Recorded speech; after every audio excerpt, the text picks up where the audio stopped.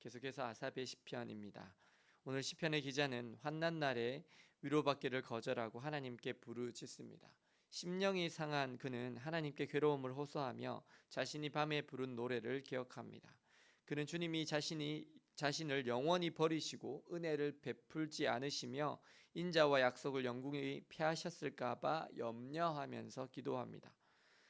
왜 그는 부르짖고 있는데 아직 염려할까요? 불안해할까요? 그의 심령이 상할까요? 그것은 아직 주님의 음성을 듣지 못했기 때문입니다. 우리가 기도한다고 해서 근심과 걱정이 바로 사라집니까? 아닙니다. 그 문제가 바로 해결됩니까? 그것도 아닙니다. 기도해도 그 문제가 바로 해결은 안 되는 경우가 더 많습니다. 그리고 기도한다고 해서 바로 해결되지도 않습니다. 하지만 우리가 하나님 앞에 부르짖을 때 하나님께서 우리의 기도에 귀를 기울이십니다. 나는 여전히 불안합니다. 두렵습니다. 무섭습니다. 그런데 그 가운데서 하나님께서 우리의 기도를 들으십니다. 우리는 너무 급박하고 너무나 힘든 상황 가운데서 혹시 하나님이 나를 버리셨는가? 나의 삶은 영원히 끝난 것인가를 의심할지 모릅니다. 다시 하나님께서 내게 은혜 베풀지 않으실까 봐 걱정하기도 합니다. 특별히 나를 엄습해오는 상황들이 너무나 좋지 않을 때 그렇습니다. 사실 많은 순간 우리는 믿음이 별로 없습니다. 내가 지난번에 하나님의 은혜로 구원을 받았다고 해서 이번에는 두려움이 전혀 안 생깁니까? 그것도 아닙니다. 지난번은 지난번이고 이번은 또 이번입니다. 지난번에 더 큰 시험과 환난에서 하나님께서 나를 구원해 주셨다고 해서 오늘 내가 지금 맞이하고 있는 환난에서 자동적으로 하나님께서 건져 주실 거라고 생각되는 것은 또 아닙니다. 우리는 많은 순간 참 믿음이 없습니다. 얼마 전에 더욱 큰 고난에서 하나님께서 놀라운 손으로 우리를 구원해 주시고 건져 주셨음에도 우리는 오늘 내가 마주대하는 하는 고난 가운데 하나님을 여전히 잘 신뢰하지 못합니다. 혹시 하나님께서 나를 구해 주시지 않을까 봐 불안해합니다. 하나님께서 은혜 베풀어 주시지 않을까 봐 두렵습니다. 아니, 머리로는 구원해 주시겠지 하는데 실제적으로 그 상황을 맞닥뜨리면 또 두려운 거예요. 또 두려운 거예요. 그럼 언제 우리의 두려움이 없어집니까? 언제 우리의 마음 가운데 평안이 찾아옵니까? 그것은 우리가 하나님 앞에 부르짖고 나서 침묵 가운데 하나님의 음성을 들을 때입니다. 하나님께서는 택한 백성을 사랑하십니다. 하나님의 자녀인 우리가 하나님께 부르짖는 기도를 반드시 들으십니다. 그리고 우리에게 응답해 주십니다.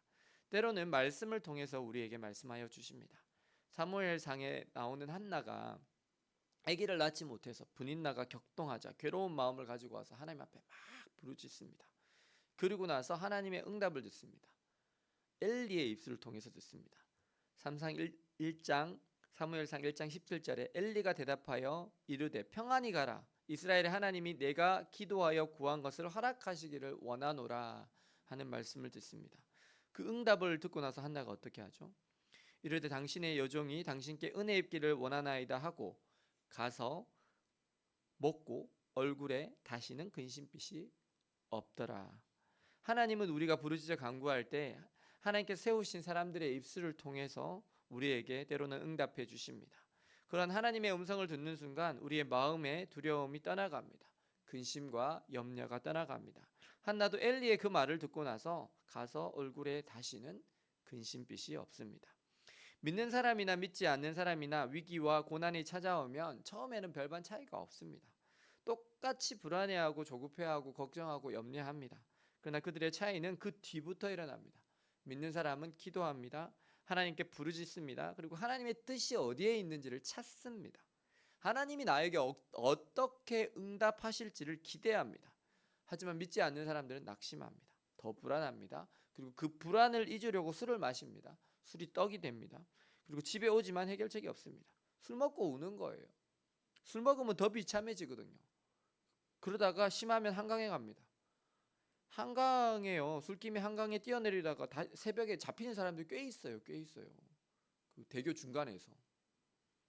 아니 그렇게 술 먹고 죽을 거면 교회라도 한번 가보지.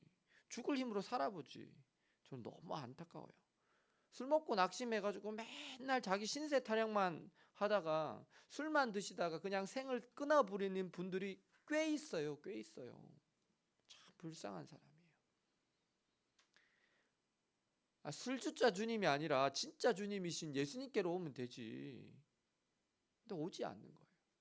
시도도 안 해보는 거예요.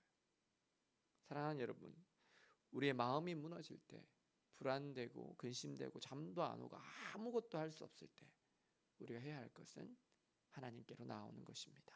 그리고 그 하나님께 우리의 모든 마음을 쏟아놓고 부르짖는 것입니다. 그때 하나님은 반드시 우리의 기도를 들으십니다. 그리고 우리에게 말씀하여 주십니다.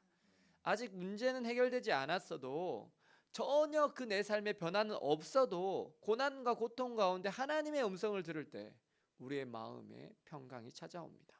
우리의 상한 심령이 회복이 됩니다. 그리고 우리의 얼굴에서 근심빛이 사라집니다. 오늘 내가 마주하는 고난과 고통과 근심과 염려, 걱정 가운데 나의 부르짖음을 들으시는 하나님, 그리고 나에게 말씀하시는 그 하나님의 음성을 들으심으로 우리의 마음에 평강을 주시는 하나님, 우리의 상한 심령을 회복시키시는 그 신실하신 하나님을 경험하시는 저와 여러분들 되시기를 예수님의 이름으로 축원합니다. 기도하시겠습니다. 사랑과 은혜의 주님, 오늘 고난과 고통, 시련 가운데서 하나님께 부르짖는 시편 기자를 봅니다. 그는 하나님께 부르짖으면서도 여전히 불안해합니다. 심령이 상하고 있습니다. 그리고 그것은 아직 그가 하나님의 음성을 듣지 못했기 때문임도 봅니다. 주님, 저희들도 저희들의 삶의 아픔과 고통과 두려움 가운데 주님께 부르짖습니다. 주님, 저희들을 불쌍히 여겨 주시옵소서. 긍휼히 여겨 주시옵소서. 하나님의 뜻을 깨닫게 하시고 저희의 귀를 여셔서 주의 음성을 듣게 하여 주시옵소서. 그래서 하나님께서 저희들에게 주시는 은혜와 평강을 경험하며 저희의 상한 심령을 치유하시는 하나님을 제대로 만나게 하여 주시옵소서. 예수 그리스도의 이름으로 기도드립니다. 아멘.